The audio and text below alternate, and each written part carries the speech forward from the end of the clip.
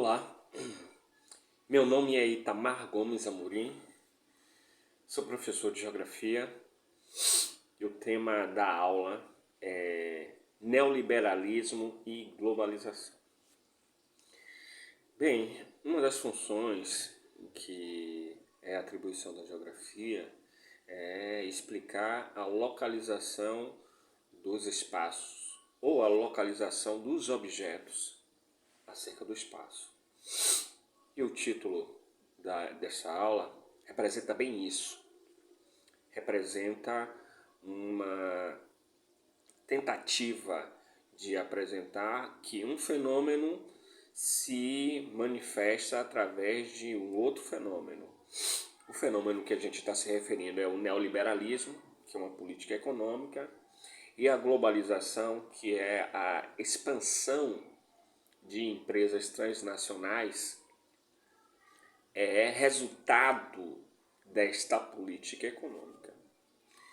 E caminhando com esse entendimento, a gente também vai começar a entender o que é o neoliberalismo, né?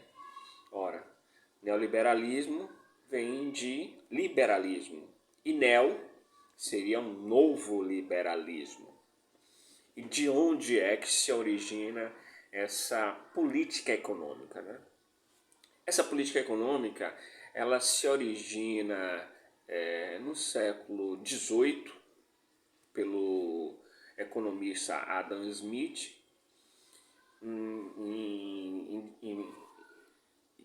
em que sua principal obra, a mais famosa, é A Riqueza das Nações.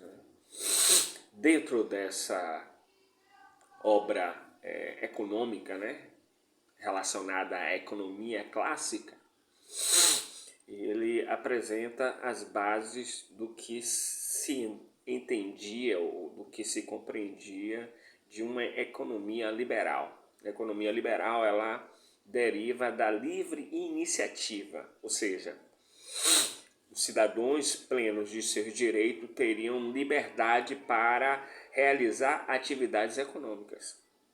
Bem, essa concepção de política econômica, ela fazia jus ao período em que ela foi produzida, porque era o período das grandes navegações, era o período do mercantilismo que ocorria na Europa, e isso dava prerrogativa aos Estados-nações a serem os agentes econômicos. Dentro desse mesmo período, dois fenômenos se manifestavam. O primeiro era o enriquecimento e a formação de uma nova classe social em toda a Europa, que se beneficiava de concessões que os reis de determinados países concediam a esses comerciantes ou banqueiros. Com isso, eles começaram a ter mais influência do que outras classes, principalmente os nobres, que eram pessoas que se beneficiavam pelas atividades econômicas do reino ou dos países, mas não eram os agentes econômicos diretos. Então, tendo essa ascensão de uma nova classe, que essa classe vai receber o nome de burgueses, porque viviam nas áreas urbanas ou burgos, e que começam a ter cada vez mais influência política, eles também irão demandar influência política nos governos de seus países. Mas para que houvesse essa influência política, eles precisavam de uma teoria que alicerçasse a sua força econômica e que reduzisse também a presença do Estado na economia. Com isso, eles teriam maior espaço para desenvolver as suas atividades. Então, esta política econômica, ela também coincide com outro fenômeno revolucionário, e por isso tem o nome de revolução, que foi a Revolução Industrial. Então, os comerciantes, banqueiros, que fizeram fortuna com as políticas mercantis ou mercantilismo, eles também foram os principais investidores no desenvolvimento das tecnologias e nas primeiras indústrias que foram instaladas nos países europeus. Com isso, a gente começa a entender por que o liberalismo virou uma política de Estado em função da ascensão dessa nova classe social e em função das transformações rápidas que ocorriam no mundo a partir da Revolução Industrial.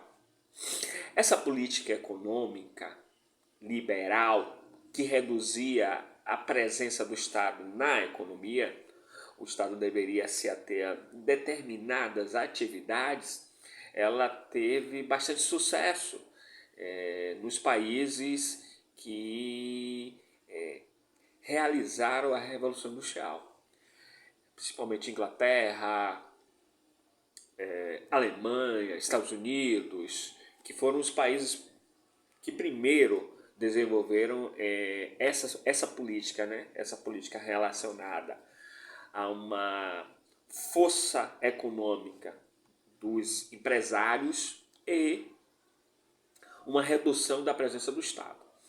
Essa política econômica ela teve vigor até 1929.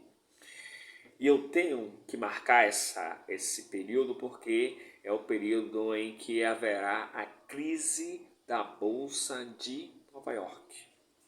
Crise da Bolsa de Nova York. Com isso, a economia mundial ela entra em bancarrota, ela entra em falência. Várias pessoas ficam desempregadas e muitas empresas vão à falência. Há uma quebra muito drástica na economia e com isso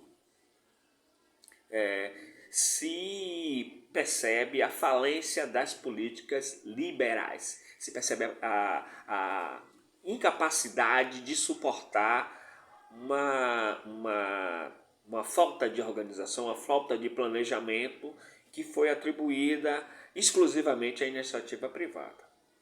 A partir desse momento, se revê essas políticas econômicas e se parte para uma nova política econômica, onde o Estado irá ser o responsável pela disciplina da economia, pela disciplina das atividades econômicas, e será também o Estado que irá ser o colchão em que a sociedade irá depositar sua confiança para lastrear toda a economia. E isso irá produzir um novo vigor na economia, e esse novo vigor vai criar um novo estilo de vida que irá ser o estado de bem-estar social. Esse estado de bem-estar social ele vai vigorar da década de 1930 em diante e vai até 1970, 80. Esse período a gente precisa marcar porque é o período em que as taxas de lucratividade das empresas privadas elas irão apresentar uma acentuada regressão, uma acentuada redução em função dos custos que elas tinham com sua mão de obra. É a partir desse momento que os estados, os países mais desenvolvidos que tinham as empresas mais lucrativas, começam a criar uma nova teoria, uma nova leitura para o liberalismo que se chama neoliberalismo, ou seja, um novo liberalismo aonde as empresas transnacionais irão ocupar os países em desenvolvimento e privatizar, tornar privado diversas atividades econômicas. E essa nova política econômica é o que irá produzir também a globalização.